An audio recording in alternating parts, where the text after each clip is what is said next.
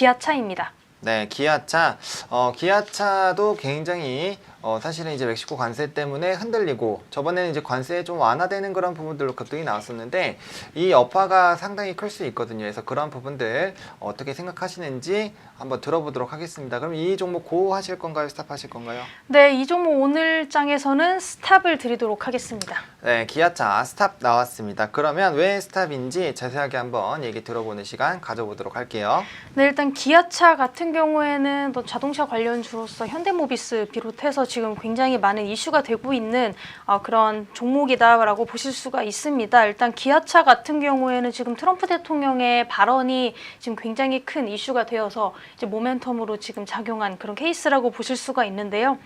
트럼프 대통령이 멕시코 관세 부과 관련된 발언을 했습니다. 그래서 6월 10일부터 멕시코를 통해서 이제 미국이죠. 미국으로 불법 이민자들이 들어오는 것이 중단될 때까지 이제 멕시코에서 들어오는 모든 상품에 관세를 부과한다 이렇게 발언을 하게 되면서 좀 돌풍의 중심이 된 그런 이야기들이 되고 있는데 일단 트럼프 미국 대통령이 지난달 30일이죠. 현지 시간 기준으로 이제 지난달 30일 국경 위기를 대비하기 위한 긴급 조치라는 제목의 성명을 발표하고 이제 6월 10일부터 모든 멕시코산 수입품에 대해서 5%의 관세를 부과하겠다라고 이제 밝히게 되는 그런 이제 상황이 됐죠.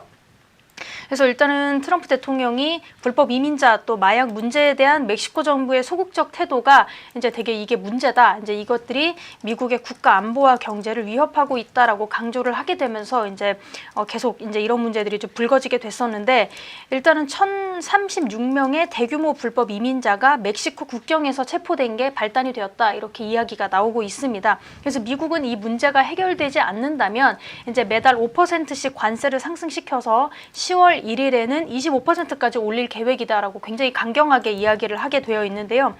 미국이 멕시코로부터 수입하는 품목은 이제 승용차, 그리고 컴퓨터 저장 장치, 원유, 케이블, 핸드폰, 모니터 등으로 굉장히 종류가 다양한데 여기서 문제가 되는 게 바로 승용차라는 거죠. 그래서 멕시코에 이제 한국산 자동차가 공장을 두고서 이제 생산을 하는 그런 곳들이 꽤나 많은데 이제 이런 곳들이 멕시코에서 물건을 생산해서 미국으로 들어가게 될 경우에 이제 뭐 향후 만약에 그럴 일은 설마 있겠나라는 생각을 하겠지만 이제 10월 1일까지 25%까지 관세가 붙게 된다면 일단은 사실 가격적인 경쟁력 외에는 그다지 뭐 중저가 브랜드 외에는 뭐 그다지 크게 이제 가치를 별로 제가 이거를 까는 건 아니고요. 이 회사들을. 근데 미국 측에서 일단 미국 시장에서 봤을 때 어떤 중저가 브랜드다라는 이거 가치 외에는 다른 것들이 크게 이제 많은 영향력을 미치지 못하는 현기차 같은 경우에는 관세 여기서 25% 물어버리게 된다면 아무래도 좀 경쟁력에서 크게 밀리게 되는 그런 상황이 오기 때문에 일단 이 부분에 있어서 굉장히 좀 악재로 작용했다 이렇게 보실 수가 있고요. 일단 지난해 기준 같은 경우에는 승용차가 10.1%, 차 부품이 7.1%, 그다음에 상용차가 6.6% 등의 자동차 관련 이제 관세 비중이 굉장히 높아진 그런 상황입니다. 그래서 일단 미국의 발표 이후에 어떤 자동차 업계에서는 수익성 악화와 수요 둔화 그리고 경쟁 강화 이런 것들이 우려가 굉장히 높아지고 있는 그런 상황이고요. 그렇다 보니까 일단 현대차와 기아차를 비롯해서 세계 주요 자동차 업계의 주가가 지금 함께 급락하고 있는 그런 상황이다 이렇게 보시게 될 수 있겠죠. 일단 글로벌 자동차 업계들은 일반적으로 미국의 소형 승용차 세단 수요에 대응하기 위해서 일단 멕시코를 생산 기지로 많이 이용해 왔었고 이제 현기차도 일단 그런 상황이고요. 일단 그런데 멕시코에 진출한 자동차 업체와 어떤 부품 업체들은 관세가 이렇게 적용이 됐을 때 이익 훼손이 당연히 이제 크게 되게 되는 상황이겠죠. 그래서 5% 정도도 일단 아마 무리가 될 텐데 향후 이게 좀 지속이 되면서 10%, 20% 넘어가게 되면 뭐 굉장히 크게 이제 문제가 될 수 있다. 이렇게 문제를 생각해 보실 수가 있고 일단은 미국의 이런 멕시코 관세 영향에 관세 부과의 영향에 대해서 기아차 같은 경우에는 굉장히 크게 타격을 받고 오히려 현대차 같은 경우에는 크게 타격이 없을 것이다. 이런 전망이 좀 우세한 상태입니다. 근데 멕시코산 수입품에 대한 미국의 관세 부과 결정으로 세계 자동차 업계의 주가가 굉장히 흔들리고 있는 상황에서 일단은 6일까지 관련 협상이 진행되기 전까지는 주가가 계속해서 좀 변동성 있게 움직일 것이다라는 전망이 좀 많고요. 상대적으로 관세 부과 영향이 적은 현대차, 현대모비스는 좀 부담이 좀 적다 이런 이야기가 나오기 때문에 기아차보다는 현대차나 현대모비스 중심으로 이렇게 좀 대응을 해보자, 이런 이야기들이 좀 전문가들 중심으로 많이 나오고 있다, 이렇게 말씀을 드릴 수 있겠습니다. 일단은 관세 부과가 좀 실행이 정말 되게 된다면 멕시코의 현지 공장을 보유한 업체들의 대미 수출의 차질이 당연히 있을 거고요. 미국 수입 자동차의 32%, 이게 256만 대 정도라고 하는데요. 여기가 멕시코에서 생산이 되게 되는데 멕시코 공장에서 어떤 미국 수출 매출의 비중은 기아차가 4.7%, 현대위아가 3.9%, 현대모비스가 1.6%, 현대차가 0.5%인데요. 기아차 같은 경우에는 지난해 멕시코 공장에서 29만 6천 대를 생산했다고 합니다. 이 중에 이제 15만 4천 대 정도가 미국에 이제 수출을 하게 됐는데, 일단 이들 모델의 평균 판매 단가를 1,600만 원으로 가정을 하게 된다면 여기에 이제 25% 관세를 물게 된다고 했을 때 한 400만 원 정도가 된다고 해요.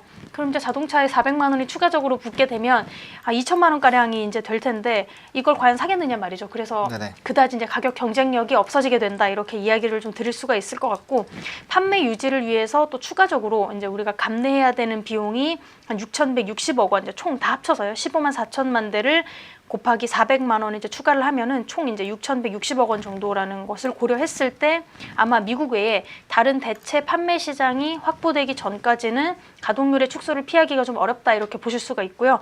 이번 관세 부과로 인해서 기아차와 현대위아는 조금 타격이 좀 불가피할 것이다, 이렇게 이야기가 나오고 있습니다. 왜냐하면 상대적으로 현대차나 아니면 현대모비스에 비해서 어떤 미국 쪽의 멕시코 공장을 통해서 수출하는 그런 자동차의 어떤 퍼센테이지가 좀 많은 기아차, 현대위아 같은 경우에는 아무래도 좀 타격이 좀 클 것이다, 이렇게 되어 있고요. 상대적으로 이제 현대차나 현대모비스 같은 경우에는 영향이 그렇게 크진 않을 것이다, 이런 분석이 좀 나오고 있습니다. 하지만 여기에 맞춰서 기아차보다는 이쪽으로 좀 대응하라는 말씀이고요.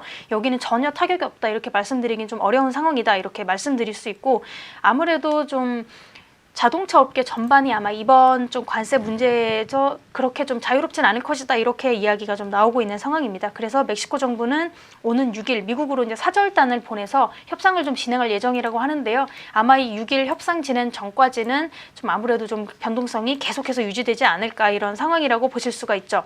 일단 이렇게 불확실성이 좀 확대되고 있는 상황 속에서 상대적으로 관세 영향이 낮을 것으로 보이는 현대차와 현대모비스 중심의 방어적인 자산 구성이 좀 요구되고 있는 상황이라고 합니다.